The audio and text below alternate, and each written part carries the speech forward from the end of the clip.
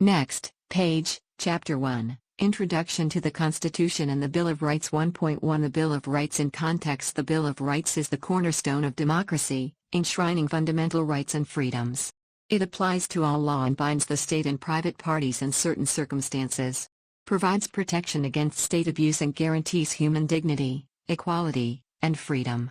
1.2 A brief history. A constitutional revolution. Transition from parliamentary sovereignty to constitutional supremacy.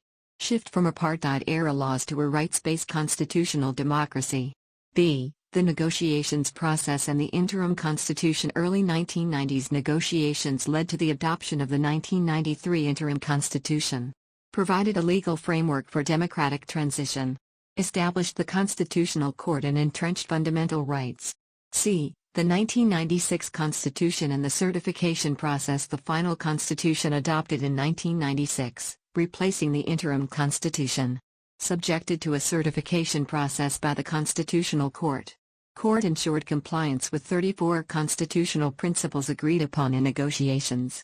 1.3 Basic principles of the new constitutional order. A. Constitutionalism establishes the Constitution as the supreme law of the land. Limits government power and ensures rights protection.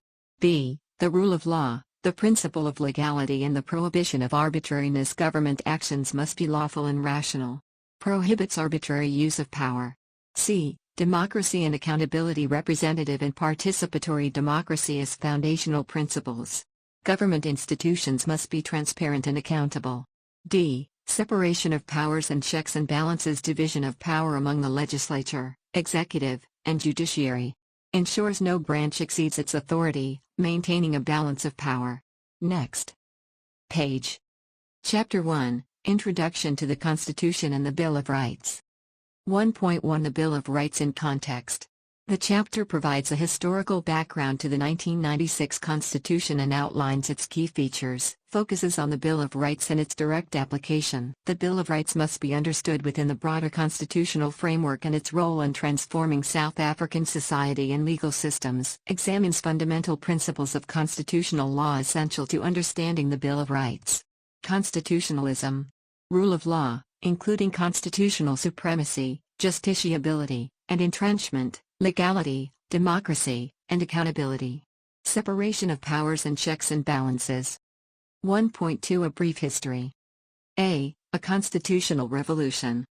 The adoption of the interim constitution, 1993, and the final constitution, 1996, marked a constitutional revolution, characterized by 1. Universal franchise and political rights. First time all citizens could vote without racial qualifications. Ended racially exclusive governance and the territorial fragmentation of apartheid. Introduced proportional representation as the electoral system. 2. Shift from parliamentary sovereignty to constitutional supremacy. Parliamentary sovereignty, previously dominant, replaced by constitutional supremacy. A Bill of Rights was enacted to safeguard human rights. Courts gained power to declare unconstitutional laws and government actions invalid. 3. Decentralization of government. Power divided among national, provincial, and local spheres. Focus of this book. Prior to 1994, courts had limited power to protect human rights due to parliamentary supremacy. British colonization in 1806 introduced Westminster-style parliamentary supremacy, meaning Parliament could make any law without judicial review. In South Africa, this doctrine was undemocratic because Parliament represented only the white minority, leaving black citizens without voting rights or legal protection. Lack of judicial constraints on Parliament. Courts could only strike down laws for procedural violations, not for violating human rights. Parliament could override common law protections through legislation. State of emergency laws further eroded civil rights, allowing mass human rights abuses. Mismatch between parliamentary sovereignty and a racially divided state. The British Parliament was accountable to all citizens, while the South African Parliament was only accountable to a white minority. This system enabled unchecked legislative power, facilitating racial oppression and rights violations. Next. Page. 1.2, B. The negotiations process and the interim constitution. The interim constitution, 1993, resulted from negotiations between the apartheid state and liberation movements. Negotiations were prompted by a stalemate. The apartheid government's total strategy, limited reforms plus repression, failed to secure stability. Liberation movements realized armed struggle plus sanctions would not bring rapid change. Key events in the negotiation process. 1985, informal contacts began between the National Party government and Nelson Mandela, in prison. 1990, President F.W. de Klerk released Mandela and lifted restrictions on major liberation movements. African National Congress, ANC, Pan-Africanist Congress, PAC, South African Communist Party, SACP, early agreements focused on removing obstacles to negotiations, lifting the state of emergency, suspending the armed struggle, releasing political prisoners, allowing exiles to return. Conference for a Democratic South Africa, CODESA, and Multi-Party Negotiation Process, MPNP, September 1991, National Peace Accord signed. December 1991, CODESA negotiations began, aiming for a two-stage transition. Interim government, coalition-based, governed under an interim constitution. Elected national legislature to draft the final constitution. 1992, CODESA collapsed over disagreement on voting majority required to adopt the final constitution. September 1992, record of understanding signed between the ANC and government. March 1993, multi-party negotiation process, MPNP, at Kempton Park resumed talks. November 18, 1993, agreement on the interim constitution and 34 binding constitutional principles for the final constitution. December 22, 1993, interim constitution adopted by the tricameral parliament to ensure legal continuity. The interim constitution's impact came into force on April 27, 1994, the day of South Africa's first democratic elections. Established government of national unity with new parliament. Key transformations: ended territorial fragmentation, abolished apartheid-era statelets, created a unified South African citizenship, introduced universal suffrage, all citizens over 18 could vote, established constitutional supremacy, replacing parliamentary sovereignty, declared any law inconsistent with the Constitution invalid, S42, justiciability of the Constitution, bound all branches of government, could only be amended through special procedures requiring broad legislative agreement, judiciary empowered to enforce constitutional principles, including striking down unconstitutional laws. The interim constitution as a transitional framework. Primary function: provide a framework for drafting the final constitution. 1996 contained a Bill of Rights, Chapter 3, similar to the 1996 Bill of Rights. Judicial decisions made under the interim constitution remain binding where applicable. Final Constitution, 1996, replaced and repealed the interim constitution but retained its core principles. Next. Page 1.2, c. The 1996 Constitution and the certification process. The 1996 Constitution completed South Africa's constitutional transformation. Unlike the interim constitution, 1993, which was negotiated, the 1996 Constitution was drafted and adopted by an elected constitutional assembly, required to conform to 34 constitutional principles agreed upon during the 1991 to 1993 negotiations, subject to judicial certification by the Constitutional Court. The certification process. May 8, 1996, the Constitutional Assembly adopted the final constitutional text. The text was submitted to the Constitutional Court for certification, an unprecedented judicial review process. September 1996, the Constitutional Court refused certification, citing non-compliance with the constitutional principles regarding provincial powers, local government, entrenchment of the Bill of Rights, Public Service Commission. The Constitutional Assembly reconvened and made amendments to address the court's concerns. October 11, 1996, the amended constitutional text was resubmitted. The Constitutional Court certified the revised text, confirming compliance with the 34 constitutional principles. December 10, 1996, President Nelson Mandela signed the Constitution into law at Sharpeville. February 4, 1997, the 1996 Constitution took effect, formally establishing constitutional democracy in South Africa. Status of the 34 constitutional principles. Served as a framework for ensuring a democratic state, a supreme constitution, protection of fundamental rights and freedoms. Once the Constitutional Court certified the final constitution, the principles became legally irrelevant. Cannot be used to challenge constitutional amendments. Do not bind the Constitutional Court in future cases. Remain relevant only as interpretative guidelines. Precedential impact. During certification, if multiple interpretations of a provision were possible, the court favored interpretations aligning with the constitutional principles. In future cases, courts should adhere to the Constitutional Court's interpretation from the certification process unless there are compelling reasons to depart from it. Next. Page 1.3 Basic Principles of the New Constitutional Order. The South African Constitutional Order is based on fundamental principles that define its framework. Some principles are explicitly entrenched in the 1996 Constitution, while others, such as constitutionalism and separation of powers, are implicit but enforceable. These principles ensure that laws and conduct inconsistent with them may be declared invalid, provide a framework that binds constitutional provisions together, influence the interpretation of the Bill of Rights and ordinary law, should be sparingly invoked by courts, as they serve as foundational norms rather than immediate legal basis for decisions. Key principles: constitutionalism, rule of law, democracy, and accountability, separation of powers and checks and balances, cooperative government and devolution of power. A. Constitutionalism. Definition: a theory of constitutional law prescribing how state power should be structured and constrained, ensures that the state has sufficient power to govern, but its power must be limited to prevent abuses and human rights violations. Protects against autocracy and dictatorship by ensuring a limited government. Two forms of limitation on state power. 1. Competence limitations. Certain organs of state can only exercise specific powers. For example, Parliament legislates on higher education. 2. Procedural limitations. Actions must follow prescribed procedures, for example, parliamentary readings, presidential assent. Substantive limitations. The Bill of Rights imposes substantive restrictions on state power. The state must not violate fundamental rights and has a duty to protect and promote them.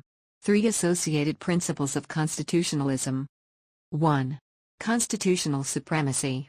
The Constitution is the highest law and binds all branches of state. Section 2. Any law or conduct inconsistent with the Constitution is invalid. Section 8. The Bill of Rights binds all state organs and, in some cases, private individuals. 2. Justiciability. The judiciary has the power to enforce constitutional supremacy. Section 172. Courts must declare invalid any law or conduct inconsistent with the Constitution. Section 165(5). Court orders bind all persons and organs of state. Judicial review is necessary even in a democracy to protect against unconstitutional government action. 3. Entrenchment. Parliament cannot amend the Constitution without special procedures and majorities. Section 74. Most amendments require a two-thirds majority in the National Assembly. Amendments to the Bill of Rights must also be approved by 6 provinces in the National Council of Provinces. Constitutionalism and democracy. Democracy is not just majority rule, it must operate within predetermined rules and procedures. The Constitution pre-commits South Africa to a government constrained by law. Majority rule must not violate fundamental rights. Enforcement of constitutionalism is not limited to the courts. Citizens can lobby and pressure the government to uphold their rights. The free press plays a critical role in government accountability. Chapter 9 Institutions, for example, Human Rights Commission, Public Protector, Commission for Gender Equality, support constitutional democracy. Next. Page. Here's a structured summary of the section on basic principles of the new constitutional order, focusing on key legal principles, constitutional provisions, and case law references. 1.3 Basic Principles of the New Constitutional Order. Fundamental principles underpinning the new constitutional framework. Constitutionalism. Rule of law. Democracy and accountability. Separation of powers and checks and balances. Cooperative government and devolution of power. Some principles are explicitly stated in the Constitution, while others are implied. All principles are justiciable. Laws or conduct violating them can be invalidated. They influence interpretation of the Constitution, application of the Bill of Rights, drafting of legislation, judicial development of common law. Courts must apply specific provisions before relying on broad principles, to maintain democratic and separation of power principles. A. Constitutionalism. Definition. theory of constitutional law that prescribes the structure and limitation of state power. Prevents arbitrary rule by defining and restricting government functions. Two key aspects. 1. Competence restrictions, limits what organs of state can do. 2. Procedural constraints, specifies required procedures for lawful state action. Examples.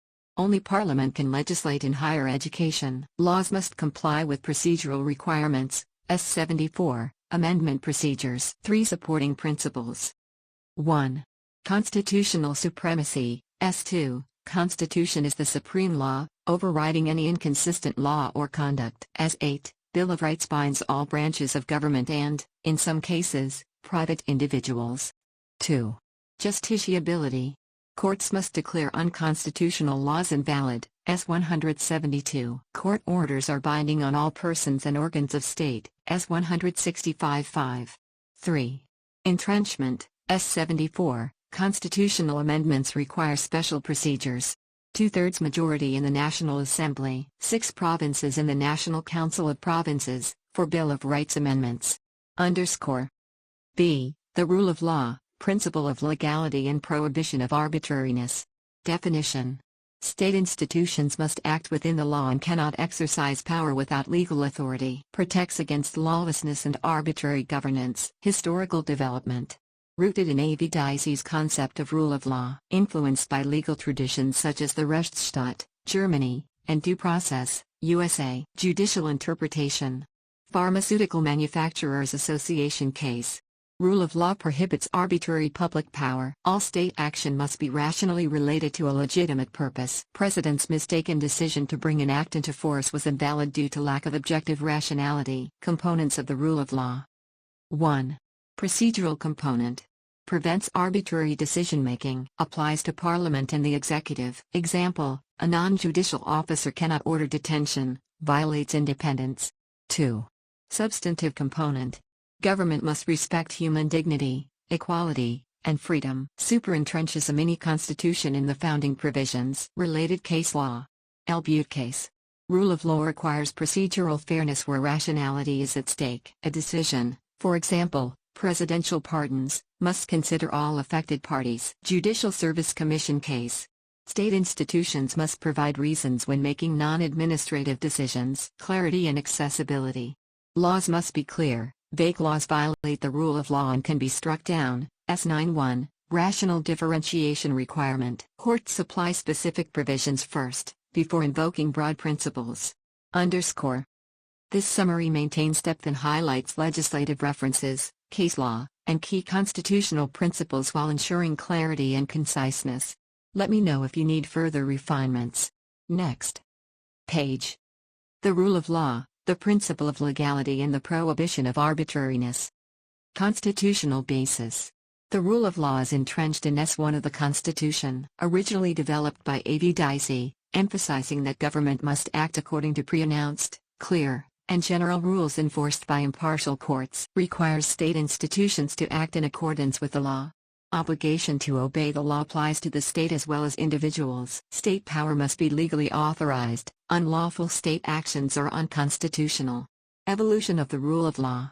Modern interpretations include civil and political rights, and sometimes socio-economic rights. The principle of legality, requiring decisions to be based on general legal principles. Comparisons to Germany's Rechtsstaat, constitutional state, and the U.S. due process of law. Judicial interpretation and case law. Pharmaceutical manufacturers case. The president's decision to bring an act into force mistakenly was found irrational and invalid. Public power must be exercised lawfully and not arbitrarily. Constitutional court's approach. Exercise of public power must be rationally related to a legitimate government purpose. Arbitrary decisions violate the rule of law. L. Butte case. Procedural fairness was required as part of rationality in a presidential pardon decision. Established that legality may require procedural fairness. Judicial Service Commission case. Held that reasons must be given for non-administrative action when required. Procedural and substantive components. Procedural component. Forbids arbitrary decision-making by both the executive and parliament. Example, a non-judicial officer ordering detention violates the rule of law due to lack of independence. Legislation must have a rational relationship to a legitimate governmental purpose. Substantive component. The government must respect fundamental rights, human dignity, equality, freedom. The rule of law acts as a mini-constitution within the founding provisions. Principle of subsidiarity. Specific constitutional provisions must be applied before invoking the general rule of law principle. Example. Section 9(1) requires differentiation to be rationally connected to a legitimate government purpose before considering a general rule of law violation. Administrative action must first be tested against PAHA and the Bill of Rights before applying the abstract rule of law. Clarity and accessibility of laws. Laws must be clear and accessible. Vague laws that do not indicate clear obligations to those bound by them are unconstitutional and invalid. Underscore. Democracy and accountability. Democratic principles in the Constitution. The government's legitimacy rests on the consent of the governed. The preamble emphasizes that government must be based on the will of the people. Section 1 of the Constitution states that South Africa is a sovereign, democratic state based on universal adult suffrage, a national common voters' roll, regular elections, a multi-party system to ensure accountability, responsiveness, and openness. Forms of democracy recognized by the Constitution. 1. Representative democracy. Primary system under the Constitution. Political rights in the Bill of Rights form its foundation. Political parties play a central role but remain largely unregulated. 2. Participatory democracy. Encourages public participation in lawmaking. Section 33. Right to procedurally fair administrative action includes hearings before decisions are made. Limited provisions for public participation in executive decision-making. Judicial participation mainly through amicus curiae submissions, for example, Foe's case. 3.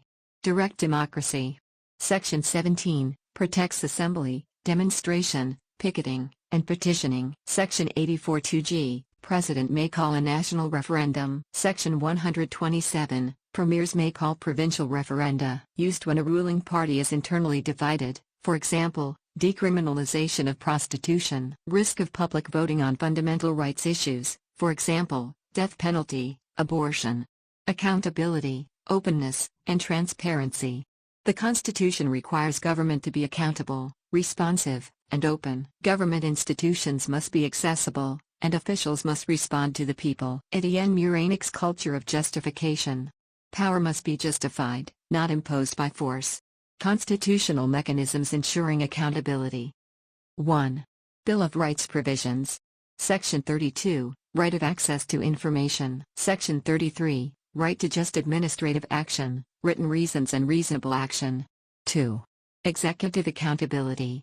Cabinet members are accountable to Parliament. Provincial executive councils are accountable to provincial legislatures. 3. Public administration oversight. The basic values and principles governing public administration emphasize accountability and transparency. Multi-party parliamentary committees oversee security services, police, defense force, to ensure transparency and accountability. 4. Budgetary oversight. National, provincial, and municipal budgets must promote transparency, accountability, effective financial management. Underscore. These notes provide a comprehensive and structured summary of the rule of law, democracy, and accountability in the South African constitutional framework. Let me know if you need further refinement. Next page. Democracy and accountability. Democracy principle in the Constitution. Government legitimacy is based on the consent of the governed. Section 1, South Africa is a sovereign, democratic state founded on values of universal adult suffrage, a national common voters' roll, regular elections, and a multi-party system to ensure accountability, responsiveness, and openness. Forms of democracy in the Constitution. Representative democracy. Political parties play a key role in facilitating political rights. Participatory democracy. Public participation in lawmaking and government accountability. Direct democracy. Section 17 protects rights to assembly, demonstration, picketing, and petitioning. Sections 84(2)(g) and 127 allow for national and provincial referendums. Political rights and public participation. Political rights in the Bill of Rights ensure electoral participation. Administrative action. Section 33 requires fair procedures before decisions affecting individuals are made. Judicial participation. Amicus curiae submissions must be relevant and raise new contentions. Foe's v. Minister of Safety. Democracy and government responsiveness. Democracy entails government responsiveness to the will of the people. Government must be accessible, justify actions, and operate transparently. Section 32, Right to access information. Section 33, Right to reasonable and just administrative action. Accountability in government. Parliamentary oversight. Cabinet ministers accountable to Parliament. Provincial executive members accountable to provincial legislatures. Security oversight. Multi-party committees oversee security services for transparency. Budgetary oversight ensures transparency, accountability, and financial management. Separation of powers and checks and balances. Constitutional principle VI mandates separation of powers between legislature, executive, and judiciary with checks and balances. South African Association of Personal Injury Lawyers v. Heath. Constitutional Court confirmed separation of powers is implied in the Constitution. Doctrine of separation of powers.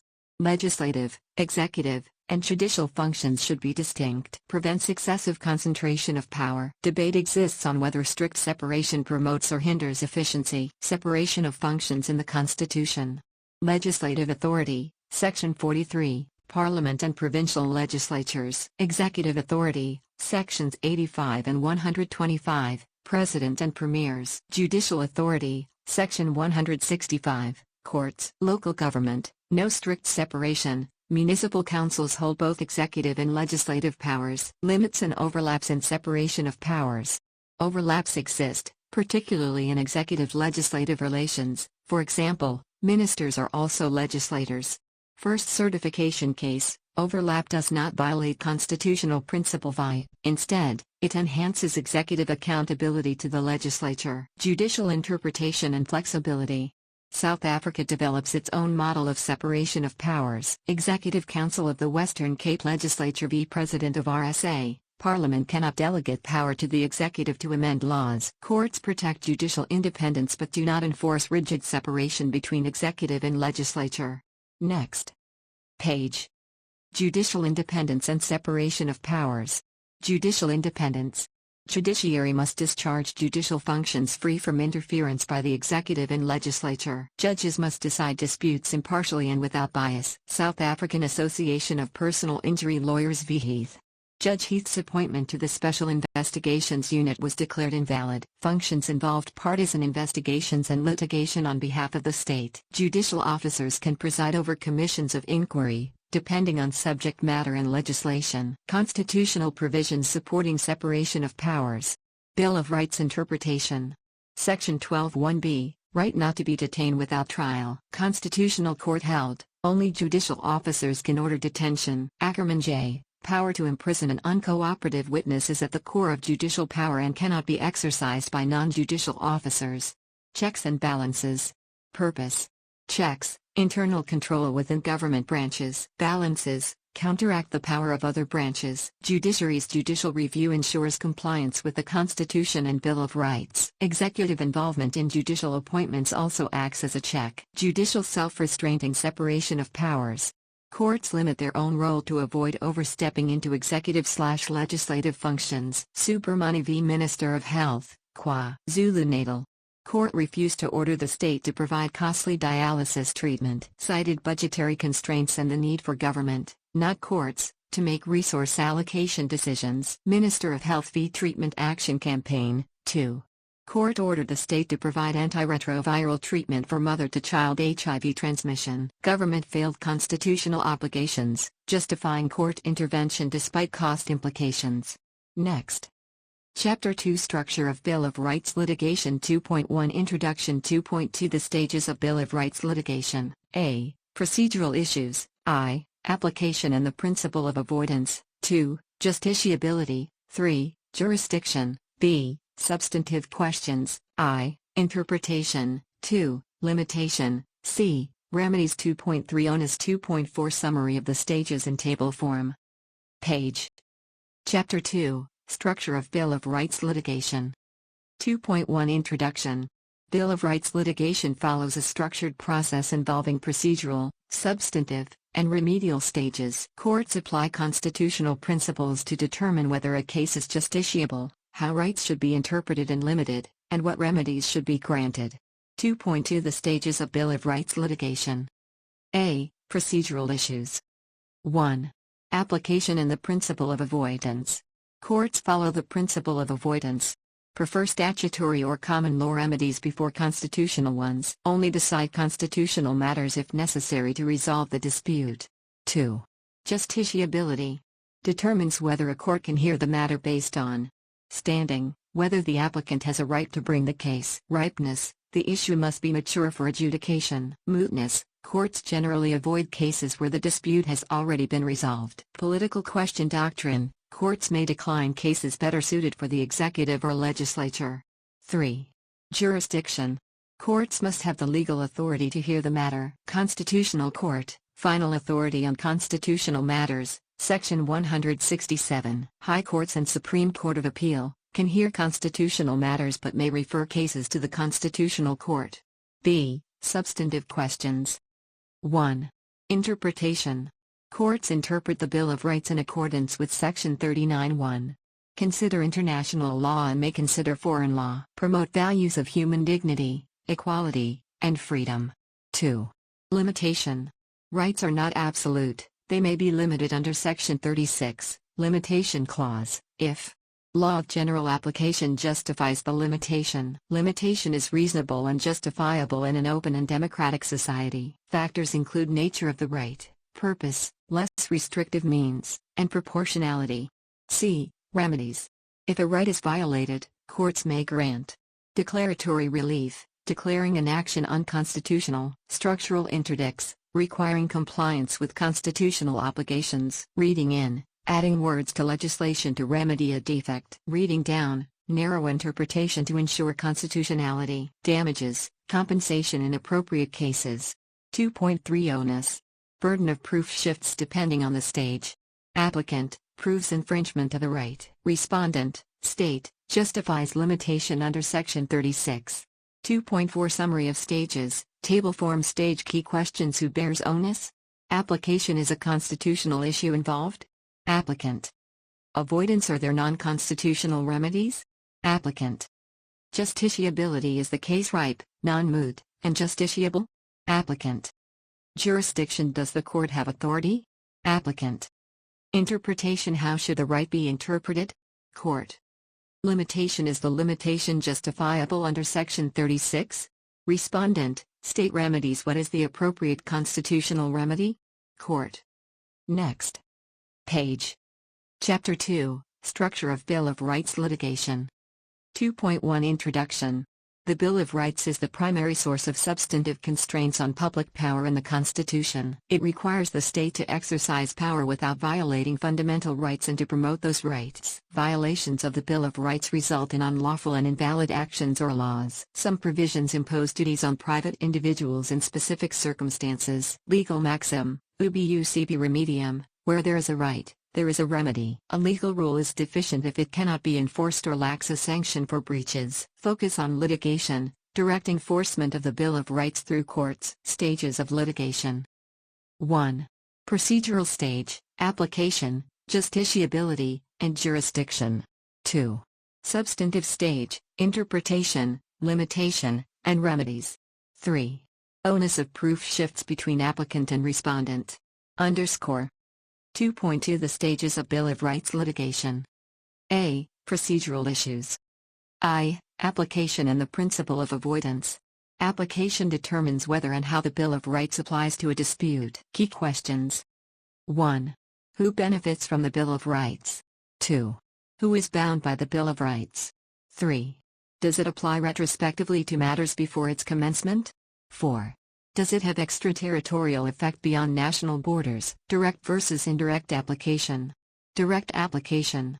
Bill of Rights overrides ordinary law that is inconsistent with it. Creates its own set of remedies. Indirect application.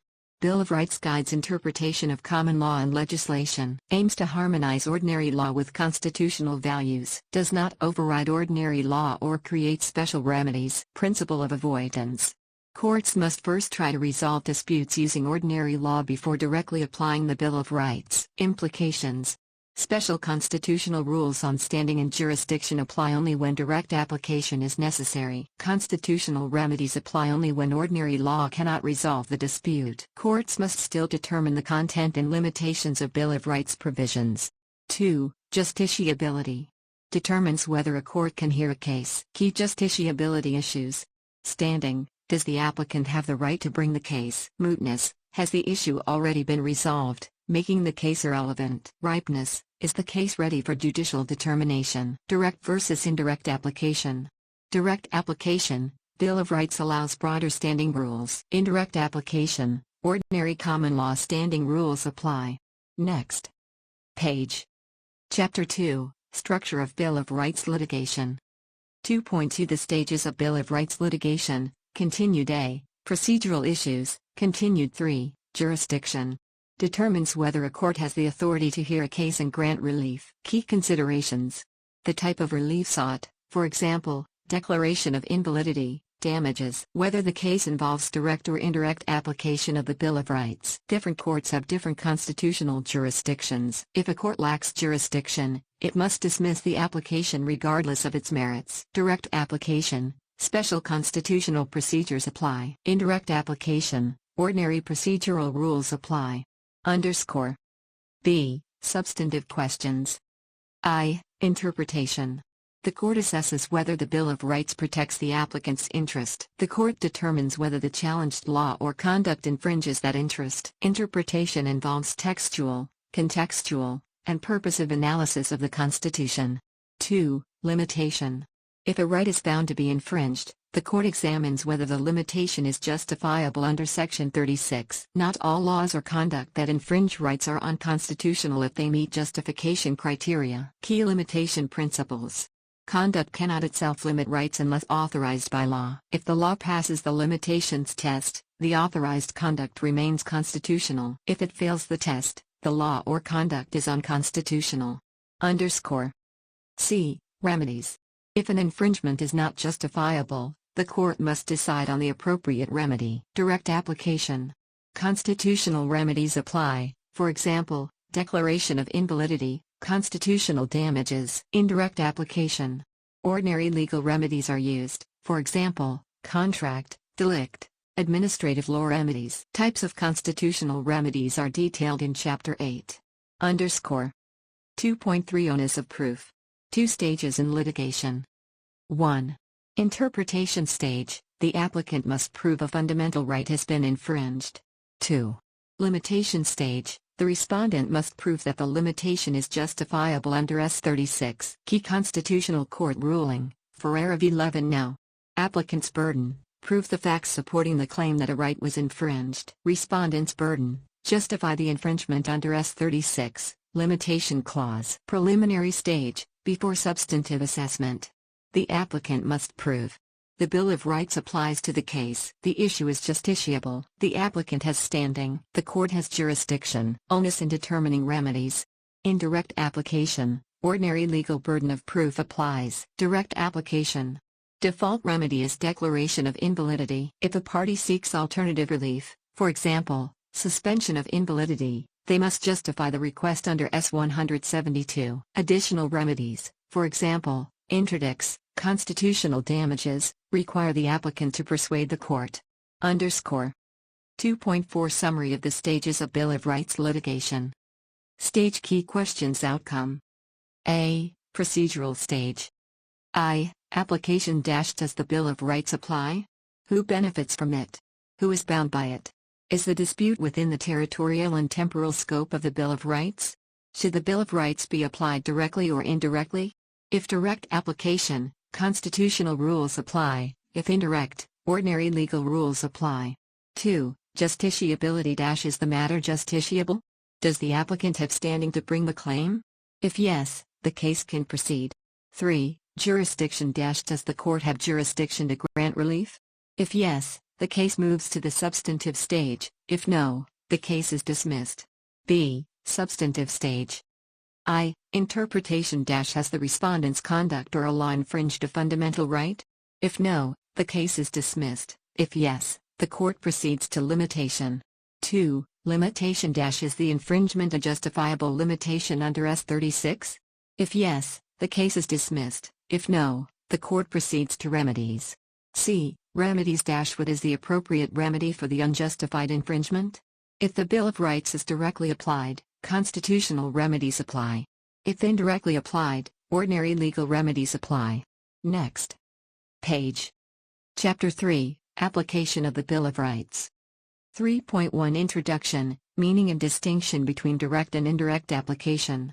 Application refers to how the Bill of Rights is used to assess the validity of laws and conduct. Direct application, the Bill of Rights invalidates laws or conduct that infringe fundamental rights. Indirect application, the Bill of Rights influences interpretation of laws or common law but does not invalidate them outright. Underscore. 3.2 Comparison of application under the interim and 1996 constitutions. A. The Interim Constitution, 1993. The Bill of Rights applied horizontally and vertically but with less clarity. Section 35(3) required courts to develop the common law in line with fundamental values. B. The 1996 Constitution. Section 8(1). The Bill of Rights applies to all law and binds all state actors. Section 8(2). It applies to private persons if the nature of the right requires such application. Section 39(2). Courts must interpret legislation and develop the common law in line with constitutional values. Underscore. 3.3 Direct application of the Bill of Rights. A. Beneficiaries of the Bill of Rights. I. Natural persons.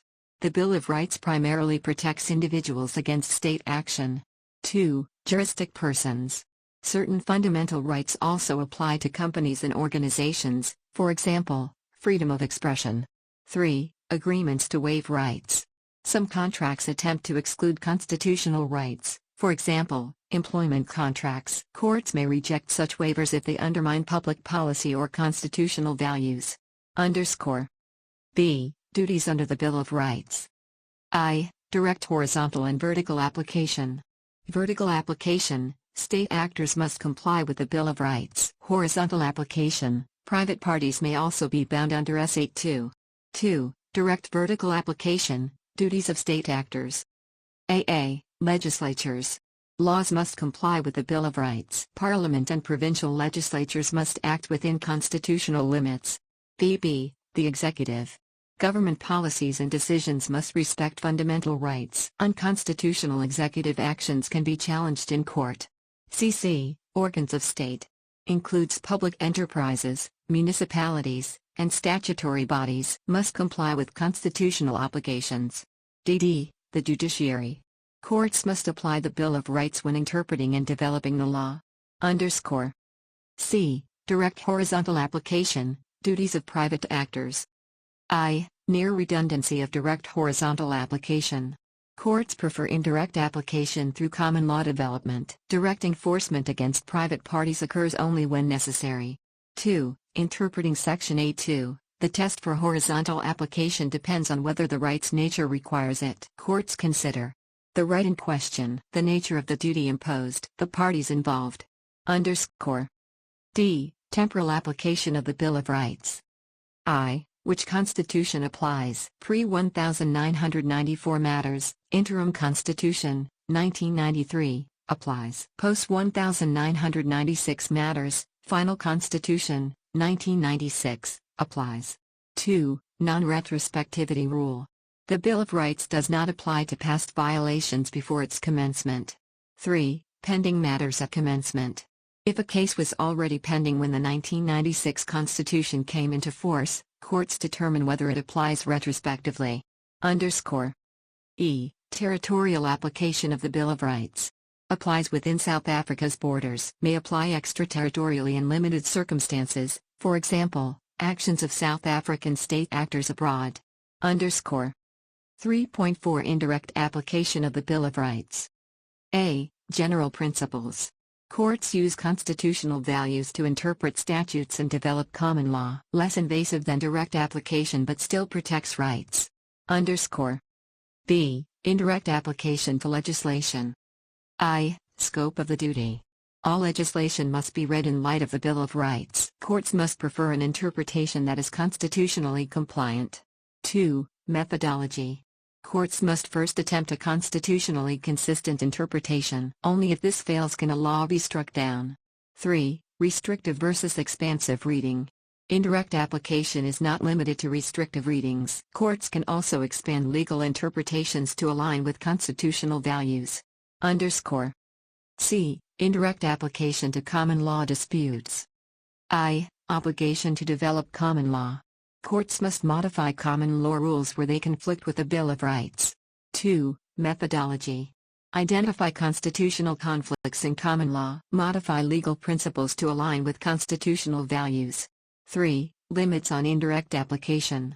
Courts do not alter common law unnecessarily. Only unconstitutional common law principles are modified or discarded.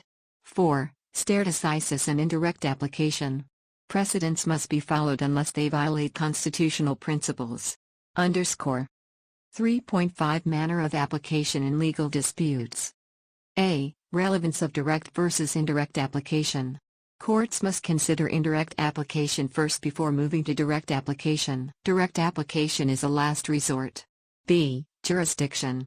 Courts must have constitutional jurisdiction to apply the Bill of Rights directly. C. Purpose and effect of direct versus indirect application.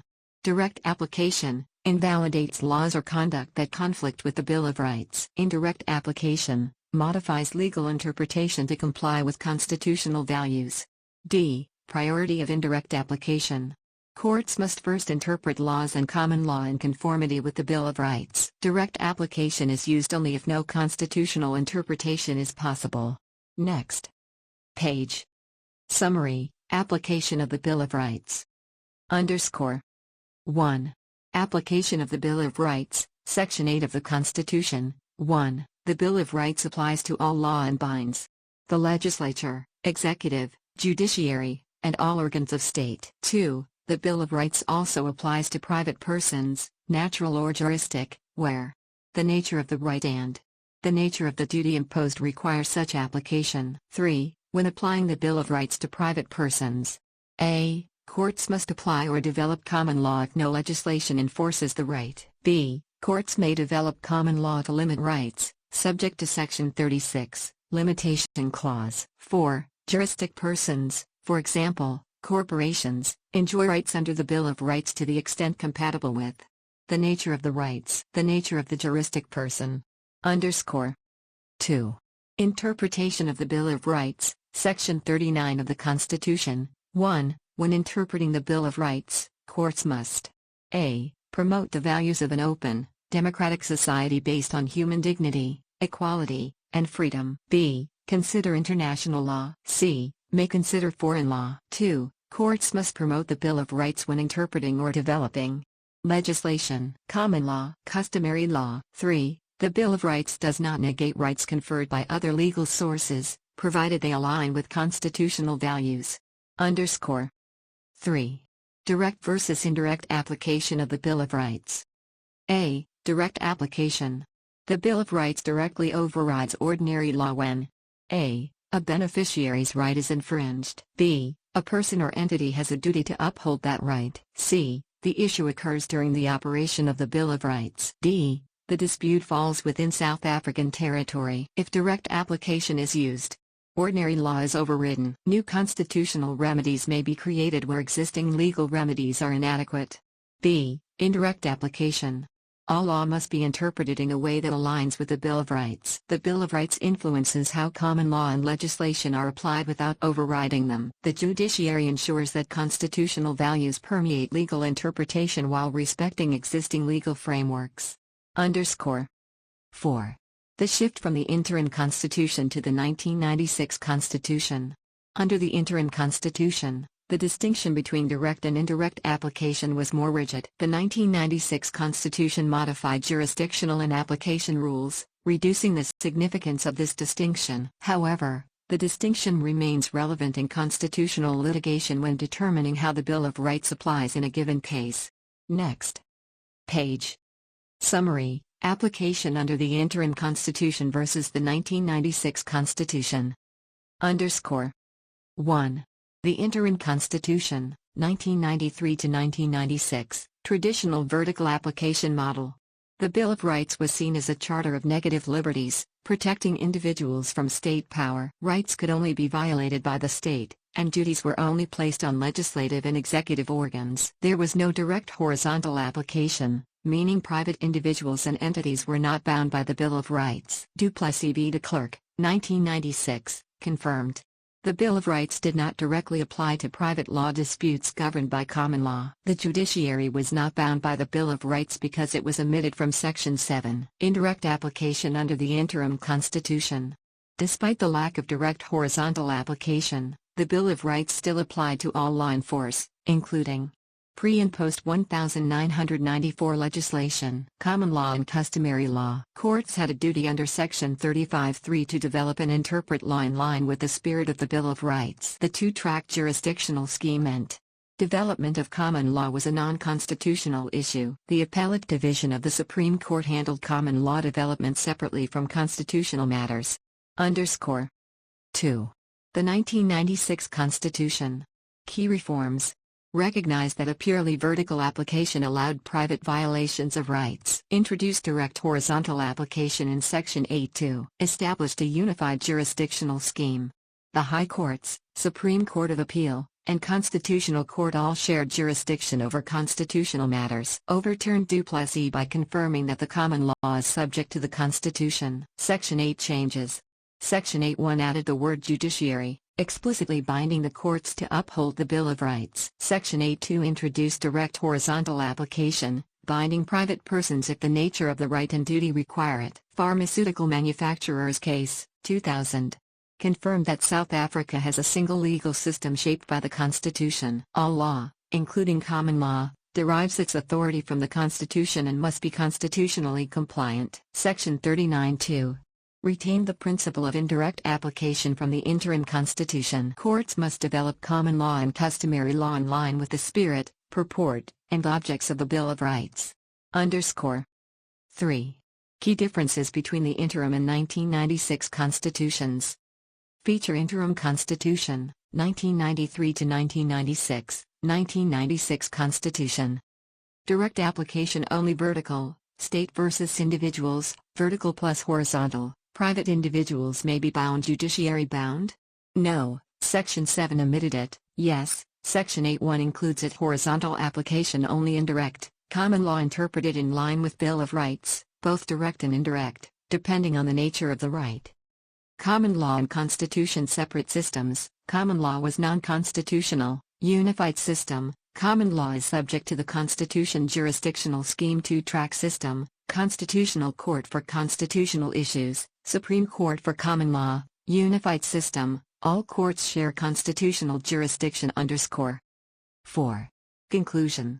The interim constitution followed a strictly vertical model, limiting the Bill of Rights application to state actions. The 1996 Constitution expanded the Bill of Rights to directly apply in horizontal disputes when appropriate. It also unified the jurisdictional system, ensuring that all law, including common law, is subject to constitutional scrutiny. Next page. Study notes. Application of the Bill of Rights under the interim and 1996 constitutions. 3.2. Application under the interim constitution versus the 1996 constitution. A. The interim constitution.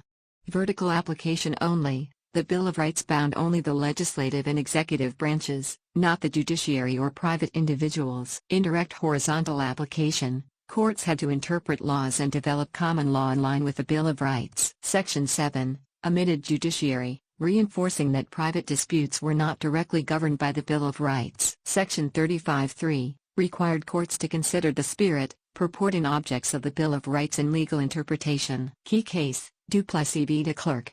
Held that the Bill of Rights did not apply directly to private disputes. Reinforced the two-track jurisdictional system.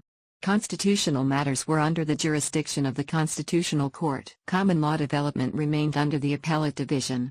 B. The 1996 Constitution. Expanded application. Section 8(1) explicitly binds the legislature, executive, and judiciary. Section 8(2) allows direct horizontal application where applicable. Abolition of the two-track system. Pharmaceutical manufacturers case, established that all law derives authority from the Constitution. High courts, the Supreme Court of Appeal, and the Constitutional Court share jurisdiction over constitutional matters. Continued indirect application. Section 39(2), courts must interpret all laws in a way that promotes constitutional values. Key distinction. Unlike the interim constitution, the 1996 Constitution allows direct horizontal application where necessary, ensuring that constitutional rights apply even in private disputes. Underscore. 3.3 Direct application of the Bill of Rights. 4 key elements determine direct application. 1. Beneficiaries, who is protected. 2. Duties imposed, who bears obligations. 3. Temporal scope, when rights apply. 4. Territorial limitations, where rights apply. A. Beneficiaries of the Bill of Rights. I. Natural persons. Most rights apply to everyone, for example, Section 11, right to life. Some rights apply only to specific groups. Citizens only, political rights, Section 19, freedom of trade, Section 22. Specific circumstances, rights of arrested persons, Section 35, cultural rights, Section 31. 2. Juristic persons. Section 8.4, juristic persons are entitled to constitutional rights if their nature and the right's nature allow. Key considerations. Some rights cannot apply, for example, life, human dignity. Others may apply, for example, privacy, property, administrative justice. State-owned entities. Core government functions, for example, police, parliament, cannot claim rights. Public corporations, for example, SABC, post office, can claim certain rights, for example, freedom of expression. Private companies. Rights apply when they protect the interests of natural persons behind the entity. Example, a company can invoke property rights, Section 25. Impact of standing doctrine. Section 38 allows broad standing in constitutional cases. Applicants do not need to prove that their own rights were violated, only that a law or conduct violates the Constitution. Example, a company challenging a law restricting alcohol sales on religious grounds may invoke freedom of religion, even if the right does not directly protect companies. Exception, if a law only affects companies, for example, special corporate taxes, they must show direct protection under Section 8.4. Underscore. Key takeaways. Interim Constitution, only vertical application, indirect horizontal influence. 1996 Constitution, introduced direct horizontal application and unified constitutional jurisdiction. Natural persons, most rights apply broadly, some are restricted to specific groups. Juristic persons, rights apply based on the nature of the entity and the right. Standing rule, courts focus on the objective unconstitutionality of a law rather than the applicant's specific harm. Next page. Study notes, agreements not to claim the benefits of the Bill of Rights, waiver of rights definition and distinction. Waiver versus non-exercise of rights. Waiver, a person undertakes not to exercise a fundamental right in the future. Non-exercise, a person simply chooses not to invoke a right but retains the ability to do so later. Example, choosing not to participate in an assembly is non-exercise, agreeing never to participate in assemblies in the future is waiver. Underscore. Effect of waiver on constitutional rights. Waiver cannot validate unconstitutional conduct. Section 2 of the Constitution, any law or conduct inconsistent with the Constitution is invalid. A person cannot waive their right to challenge unconstitutional laws. Example, an agreement to apply common law without considering the Bill of Rights is void due to Section 39(2), which requires courts to promote constitutional values. Waiver does not bind courts. Individuals may waive their right to challenge a constitutional violation, but courts are still required to uphold the Constitution. Courts can consider waiver when assessing limitations of rights or remedies for violations. Underscore. Validity of waivers, factors to consider. 1. Nature of the right. Freedom rights, for example, privacy, expression, association, movement, can be waived if done freely and with full knowledge. Non-derogable rights, for example, dignity, life, equality, fair trial, cannot be waived because they cannot be negatively exercised. 2. Informed consent requirement. A waiver must be clear, voluntary, and informed. The person must understand the exact nature and extent of the rights they are surrendering. 3. Duration and scope of waiver. Short-term waivers, for example, in employment contracts, are more likely to be valid. Long-term or indefinite waivers may be contra bonos mores, against public policy. 4. Potential for abuse. Waivers must not facilitate exploitation or coercion. Example, a person cannot be forced into a permanent waiver of their right to legal representation. Underscore. Application in case law. Garden Cities Incorporated Association v. North Pine Islamic Society. A contract from 1986 prevented the mosque from using loudspeakers for calls to prayer. The court enforced the agreement, ruling that amplified calls were not a fundamental religious precept. Critical issue: at the time of the waiver, 1986, religious freedom was not a constitutional right. Key takeaway: a waiver made before the Constitution came into effect may be invalid if the person was not properly informed of their constitutional rights. Key takeaways: waivers are valid for freedom rights but not for core human rights. A valid waiver must be voluntary, informed, and not against public policy. Waiver does not override constitutional scrutiny, and courts still assess fairness and public interest. A waiver made before constitutional protections existed may not be binding. Next page. Study notes: duties under the Bill of Rights. Direct horizontal and vertical application of the Bill of Rights. Traditional vertical application. Bill of Rights traditionally regulates the relationship between individuals and the state. State power includes the monopoly on legitimate force and law enforcement. Bill of Rights protects individuals from state abuse of power. 1996 Constitution enforces this traditional vertical duty by requiring all state institutions to respect the Bill of Rights. Expanded scope, horizontal application. Private individuals can also violate rights. Bill of Rights extends to private conduct in certain circumstances. Section 8 governs direct application. Section 8(1), direct vertical application, challenges to state conduct that violates rights. Section 8(2), direct horizontal application, challenges to private individuals' conduct violating rights. Section 8(3), judicial powers to remedy infringements. Indirect application, discuss later. Rights/duties enforced through common law or legislation rather than directly imposed. 2. Direct vertical application, duties of state actors. Legislatures. Legislatures, Parliament, provincial legislatures, municipal councils, must comply with the Bill of Rights and legislation, S8(1), applies to all law. Non-legislative functions, for example, internal rules, proceedings. De Leo v. Speaker of the National Assembly. Parliament is subject to the Constitution and cannot claim supreme power. Judicial review applies to parliamentary privilege if exercised in breach of constitutional rights. The Executive.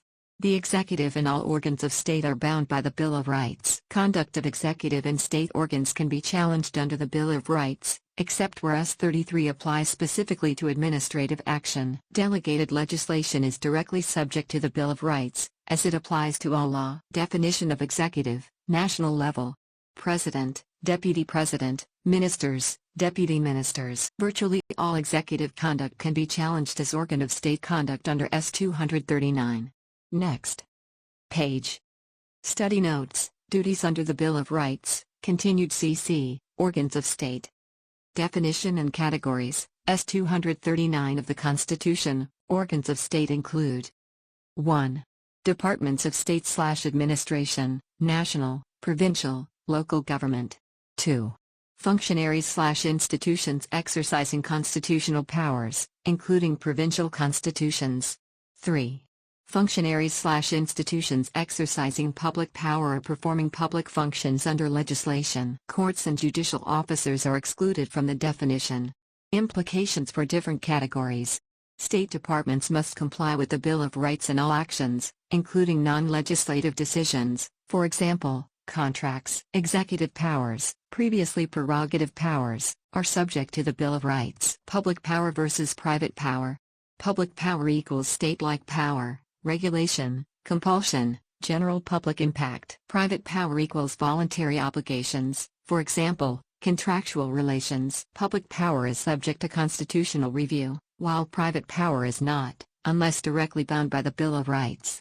DD, the judiciary. Judicial duties under the Bill of Rights. Judges and magistrates must comply with the Bill of Rights when adjudicating disputes. Certain Bill of Rights provisions specifically apply to the judiciary. S35(5), exclusion of evidence in criminal trials. S33, administrative justice when performing administrative functions. Judiciary's role in lawmaking. Judicial decisions contribute to the common law. Issue: does the judiciary's lawmaking function mean all private conduct must comply with the Bill of Rights? Constitutional Court's position. Rejects automatic binding of all private conduct. SA2 and SA3 specify when private individuals are bound. Common law is only tested against the Bill of Rights when relied upon by an actor directly bound by it. When the Bill of Rights applies, it overrides conflicting common law principles. Next page. Study notes, direct horizontal application, duties of private actors. Near redundancy of direct horizontal application. Overview of application methods. 1996 Constitution allows for 1. Direct vertical application, state bound by the Bill of Rights. 2. Direct horizontal application, private parties bound in certain circumstances, S82. 3. Indirect application, Bill of Rights influences common law, S39-2. Key case, Duplessis. Courts have largely relied on indirect application, making direct horizontality almost redundant. Reasons for indirect application preference. Principle of avoidance. Courts prefer to develop common law rather than apply Bill of Rights directly. Litigants have no major advantage in direct application unless seeking to invalidate a common law rule. Constitutional remedies for private rights violations are unclear and often unattractive. Direct application mostly used in state-related litigation, where invalidation of conduct is a powerful remedy. Key Constitutional Court cases on horizontal application. 1. Khumalo v. Halimiza, 2002, First Constitutional Court decision using direct horizontal application, suggests that the Bill of Rights should be directly applied to common law wherever appropriate. Signals a potential shift away from indirect application, but not fully adopted. 2.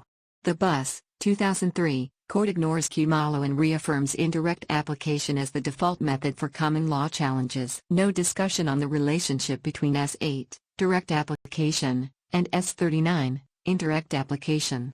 3. Barkhazen v. Napier, 2007, Facts. Insurance claim rejected due to a 90-day time limitation clause. Plaintiff argued that the clause violated S34, right of access to courts. High Court's approach. Applied S34 directly to the contract. Found the time limitation clause unconstitutional and invalid. Constitutional Court's approach.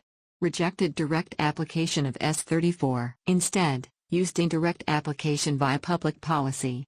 Contracts contrary to public policy, rooted in constitutional values, are unenforceable. Pacta sunt servanda, sanctity of contract, remains, but courts can invalidate clauses against constitutional values. Impact. Indirect application remains dominant, making S82 largely ineffective.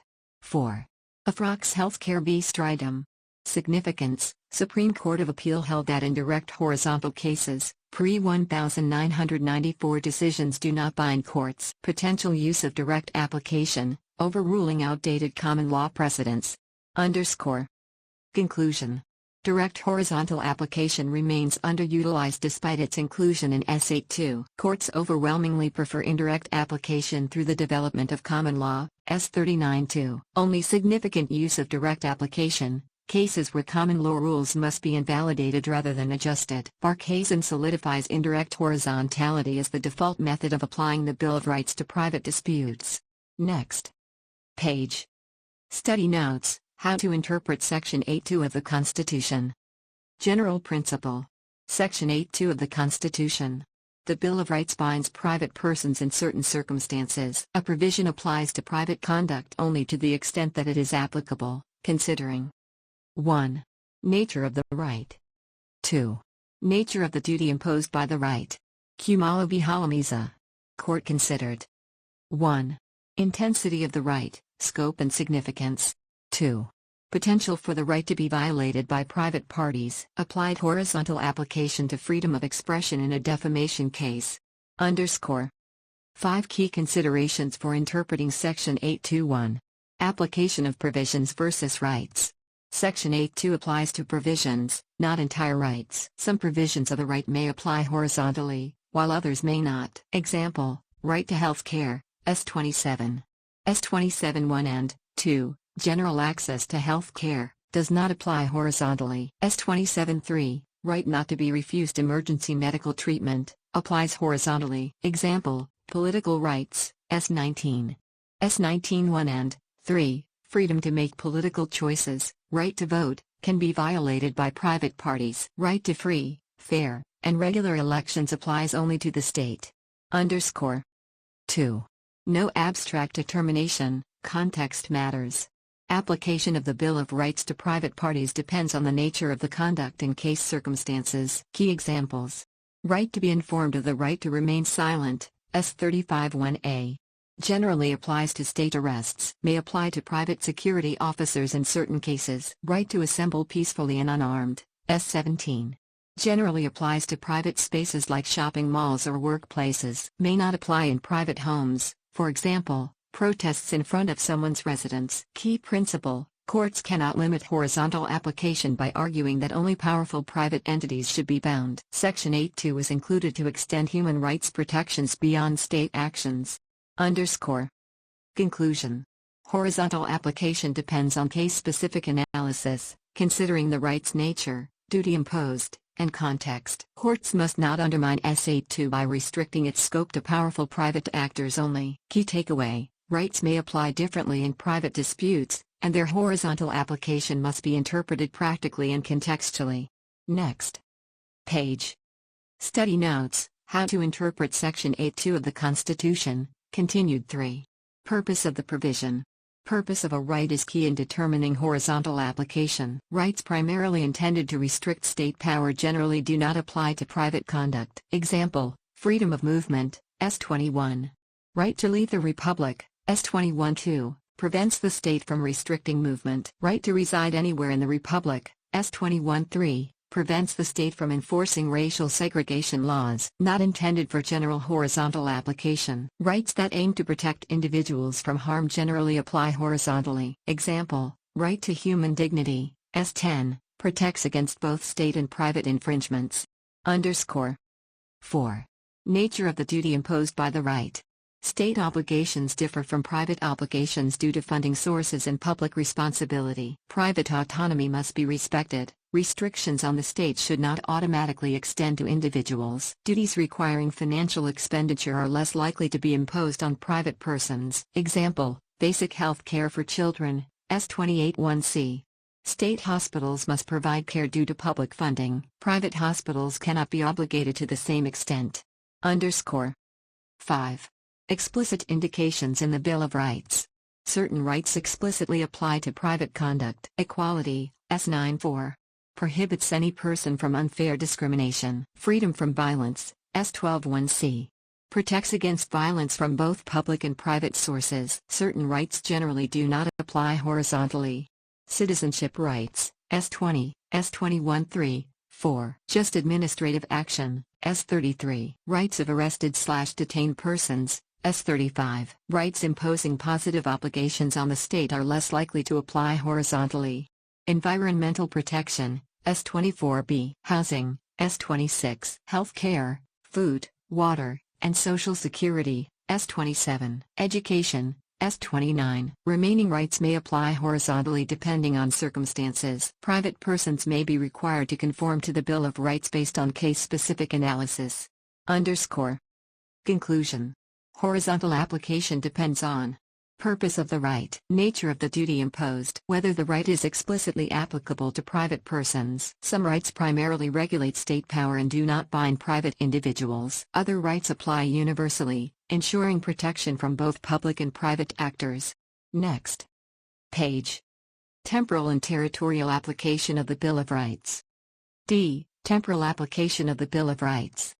I. Which Constitution applies? Unconstitutional laws become invalid when the Constitution comes into effect due to the Supremacy Clause. Courts declare invalidity, but it is the Constitution itself that invalidates inconsistent laws. Laws in force at the commencement of the interim Constitution, April 27, 1994, are invalidated by it. If a law is challenged under the 1996 Constitution, its invalidity is assessed under the interim Constitution. Doctrine of objective constitutional invalidity.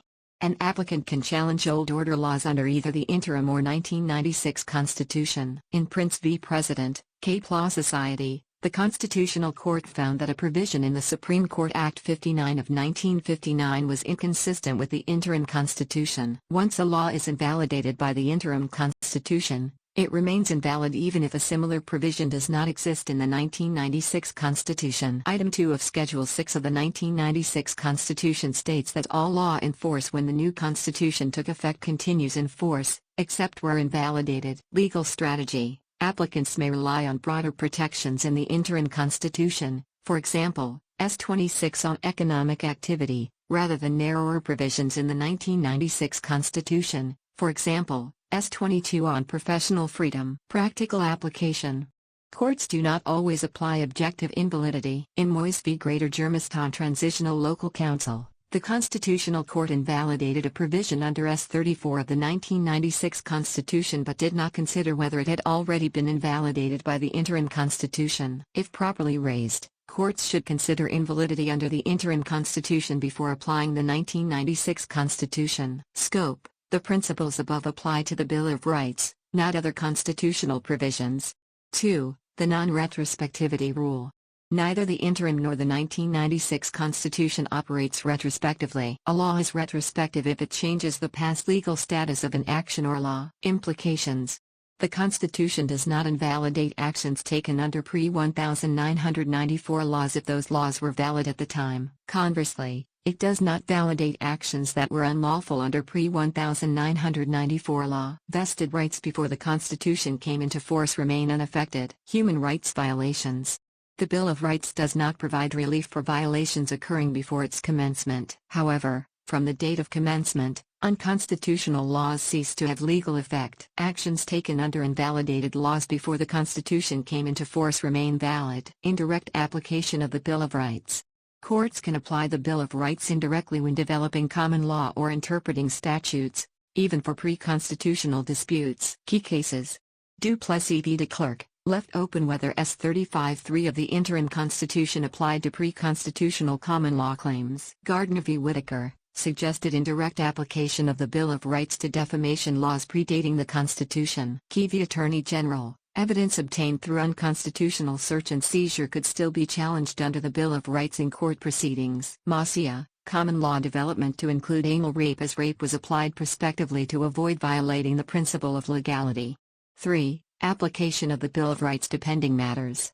Item 17 of Schedule 6 of the 1996 Constitution governs court proceedings pending at the time of constitutional transitions. Cases commenced after the interim Constitution but before the 1996 Constitution are decided under the interim Constitution, unless the interests of justice require otherwise. Cases commenced before the interim Constitution are decided under the law in force at that time, unless the interests of justice dictate otherwise.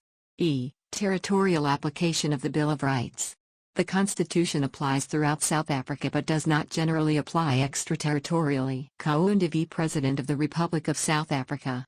South African citizens arrested in Zimbabwe sought state intervention to prevent extradition to Equatorial Guinea due to the risk of the death penalty. Court's ruling. The Bill of Rights does not extend to South African citizens outside the country. The state is not obliged to provide diplomatic protection under S-72. Foreigners in South Africa are entitled to constitutional protection, but they lose it once outside the country. The Bill of Rights applies only within South Africa. Standing. Section 7(1) defines who benefits from the Bill of Rights but does not bar foreign litigants with a legal interest from seeking relief in South African courts. This summary provides a structured and concise understanding of the temporal and territorial application of the Bill of Rights, emphasizing relevant constitutional principles and case law. Next. Page. D. Temporal application of the Bill of Rights. I. Which Constitution applies? Effective Supremacy Clause. Any law inconsistent with the Constitution is invalidated from the moment the Constitution comes into effect. Courts merely declare invalidity but do not create it. Laws in force at the commencement of the interim Constitution, April 27, 1994, are invalidated if inconsistent. If a law is challenged during the 1996 Constitution's operation, its invalidity must be assessed under the interim Constitution. Doctrine of objective constitutional invalidity. A law inconsistent with the interim Constitution is invalid from its commencement on April 27, 1994. This applies even if the challenge is brought under the 1996 Constitution. An applicant can challenge an old order, pre-1994, law under either the interim or 1996 Constitution. Key case, Prince v. President, K. Plaw Society. Challenged quorum requirements for the Supreme Court of Appeal, SCA, under the Supreme Court Act 59 of 1959. The requirement conflicted with the interim constitution, which denied the SCA jurisdiction to decide constitutional matters. The Constitutional Court ruled that the provision was invalid from April 27, 1994. Even though the 1996 Constitution granted the SCA constitutional jurisdiction, the previously invalidated provision was not revived. Implications of Prince. If a law was invalidated by the interim constitution, it remains invalid even if the 1996 Constitution no longer prohibits it. This aligns with Item 2 of Schedule 6 of the 1996 Constitution. All law in force when the new Constitution took effect continues in force, except where inconsistent. Once law is invalidated, it does not revive even if a similar provision does not exist in the 1996 Constitution. Strategic use of constitutional provisions. If an old order law can be challenged under both constitutions, litigants may choose the interim constitution if it provides stronger protection. Example: Section 26 of the interim constitution, right to economic activity, was broader than Section 22 of the 1996 Constitution, right to profession/trade. Practical application of objective invalidity. In practice, courts do not always apply this doctrine. Case: Moyes v. Greater Germiston Transitional Local Council. Challenged a pre-constitutional law under S34 of the 1996 Constitution, right of access to court. The interim constitution had a similar right, S22, meaning the law should have been invalid since 1994. The Constitutional Court declined to amend its order because the issue was not raised in the High Court. This suggests that courts may avoid retroactive invalidation unless explicitly argued. Scope of application. These principles apply to the Bill of Rights but not necessarily to other constitutional provisions. Next. Page 2. The non-retrospectivity rule. General rule. Neither the interim nor the 1996 Constitution operates retrospectively. A law is retrospective if it changes the legal status of past actions. The Constitution does not invalidate actions taken under laws valid at the time, even if those laws violated fundamental rights. Conversely, the Constitution does not retroactively validate actions that were unlawful under pre-1994 law. Rights vested before the Constitution came into force remain unaffected. Effect on human rights violations. The Constitution only applies to violations that occurred after its commencement. Although the doctrine of objective constitutional invalidity nullifies inconsistent laws from the Constitution's commencement date, it does not invalidate actions taken under such laws before that date. If an action was valid under pre-constitutional law, it remains valid even if the enabling law is later declared unconstitutional. Scope of non-retrospectivity. The rule limits the direct application of the Bill of Rights. However, it does not prevent indirect application when courts develop the common law or interpret statutes. Courts can still apply constitutional principles retrospectively through the development of common law. The Constitutional Court has not definitively ruled that the non-retrospectivity rule does not apply to indirect applications of the Bill of Rights. Case law illustrating non-retrospectivity. Duplessis v. de Klerk. The Constitutional Court left open whether S35(3) of the interim Constitution applied to common law claims that arose before the Constitution's commencement. Kentridge A.J. suggested that purely prospective application might be appropriate for changes in the common law under a non-retrospective Constitution. Gardner v. Whitaker suggested indirect application of the Bill of Rights to pre-constitutional defamation law. Key v. Attorney General. A search and seizure occurred before the interim Constitution's commencement. The enabling law could not be attacked under the Constitution. However, the Bill of Rights could still be indirectly applied in deciding whether to admit the evidence obtained from the search. Masia. The Constitutional Court developed the common law definition of rape to include anal rape of a woman. However, it limited the change to future cases, citing the principle of legality and the need for foreseeability in criminal law. Application of the Bill of Rights to pending matters. Governing Rule. Item 17 of Schedule 6 of the 1996 Constitution. Cases started before the 1996 Constitution but after the interim Constitution must be decided under the interim Constitution, unless the interests of justice require otherwise. Cases started before the interim Constitution must be decided under the law in force at the time, unless the interests of justice require otherwise. Next. Page. E. Territorial application of the Bill of Rights. General principle.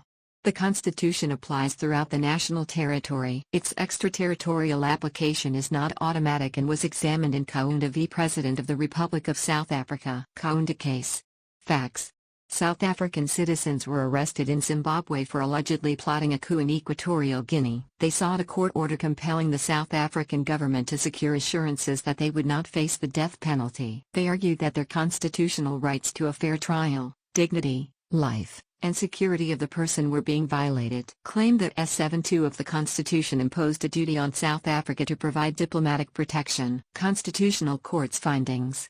The Constitution is territorially bound and does not extend beyond South Africa's borders. The Bill of Rights primarily protects individuals within South Africa. Foreigners in South Africa can claim protection under the Bill of Rights but lose that protection once outside South Africa. The state does not have an extraterritorial duty under S72 to protect South African citizens abroad. Implications. Section 7(1) defines the class of beneficiaries of the Bill of Rights but does not address legal standing. A foreign litigant with a protectable interest in South Africa can still seek legal protection in South African courts. Next page. Next page. Study notes, indirect application of the Bill of Rights. A. General principles. Indirect application means that the Constitution influences the interpretation and development of existing statutory or common law rather than directly binding actors. Courts should first resolve disputes using existing legal principles developed in line with the Bill of Rights before applying direct constitutional remedies. Statutory law. Courts should interpret legislation in conformity with the Bill of Rights before declaring it unconstitutional. Common law. Courts should develop common law in accordance with the Bill of Rights rather than directly assessing its constitutionality. B. Indirect application to legislation, duty to interpret in conformity. I. Scope of the duty. The Bill of Rights binds both original and delegated lawmaking bodies. Before declaring a statutory provision invalid, courts must first attempt to interpret it in a way that conforms to the Bill of Rights. Section 39(2). Courts, tribunals, and forums must promote the spirit, purport, and objects of the Bill of Rights when interpreting legislation. Presumption. The legislature is assumed to have intended legislation to align with the Bill of Rights unless proven otherwise. Courts must apply this duty even if the litigant does not invoke S39(2). The duty applies to all cases, including minor developments of common law rules. 2. Methodology. Govender v. Minister of Safety and Security, established a standard approach for constitutional challenges to legislation. 1. Examine the purpose and intent of the legislation. 2. Determine the scope and meaning of the constitutional rights involved. 3. Assess whether the legislation can reasonably be interpreted in a constitutionally compliant manner. 4. If such interpretation is possible, apply it. 5. If not, take steps towards a declaration of constitutional invalidity. Limitations on interpretation. Interpretation must be reasonably possible and not unduly strained. Hyundai Motor Distributors case. Courts should use legitimate interpretive aids to arrive at a plausible constitutional. Next page. Study notes, indirect application of the Bill of Rights.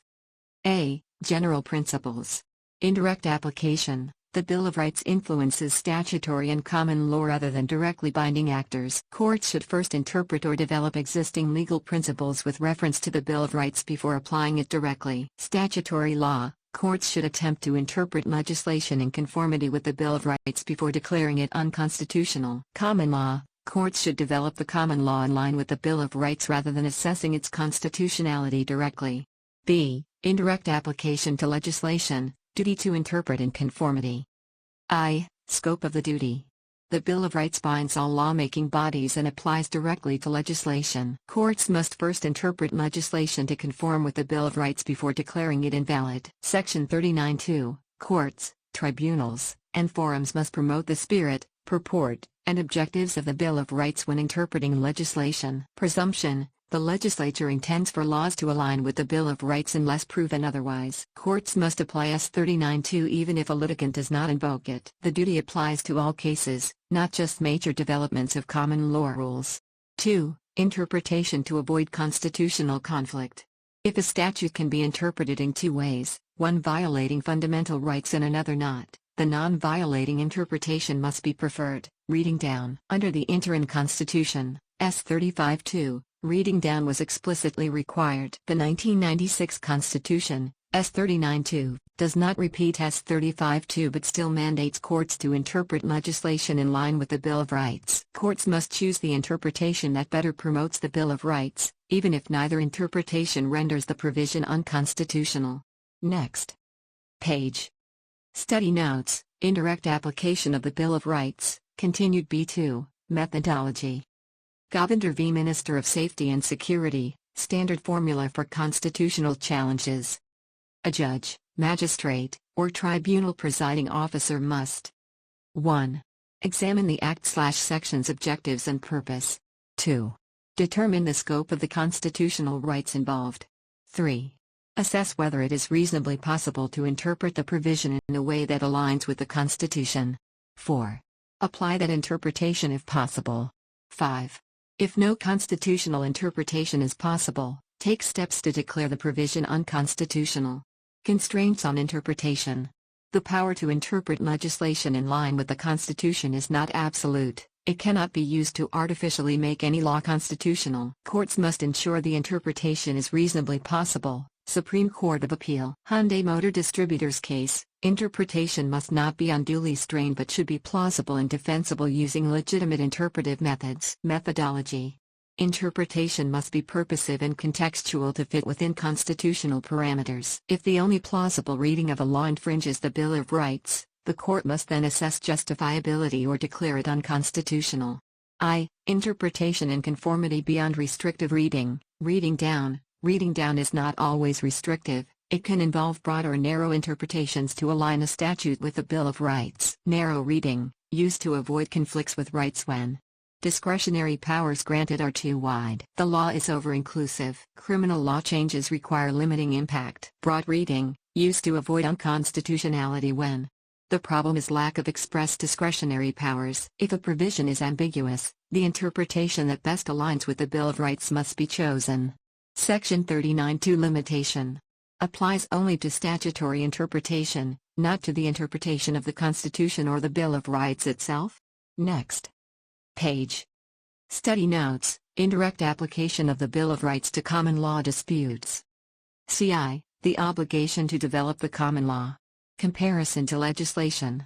Statutory law is first interpreted in line with the Constitution before direct application. Common law follows a similar process, but courts have greater remedial powers since common law is judge-made. Legislation. If a law limits a right and fails justification under Section 36, courts declare it unconstitutional, leaving Parliament to amend it. Common law. If a rule is inconsistent with the Constitution, courts must develop it in line with constitutional values. Two instances where common law must be developed. 1. Direct inconsistency with a constitutional provision must be adapted to remove inconsistency. 2. Falls short of the spirit, purport, and objects of the Bill of Rights must be developed to align with the objective normative value system of the Constitution. Threshold analysis. Courts determine whether a common law rule limits a right. If the limitation is unjustifiable, courts must adapt or develop the common law to harmonize it with constitutional norms. Next page. C2, Methodology of Indirect Application to Common Law. 3 methods of applying the Bill of Rights to common law. 1. Reforming common law principles to better reflect the Bill of Rights. Example, defamation and restraint of trade. Courts have developed the law of delict more readily than contract law. 2. Applying common law with reference to constitutional values. Rivet Carnac v. Wiggins. Court considered the Bill of Rights but did not directly rule on the constitutionality of animus inuriandi, intent to injure, in defamation cases. 3. Giving constitutional meaning to open-ended common law concepts. Public policy, contra bonos mores, against good morals, unlawfulness. Example, Barcason v. Napier.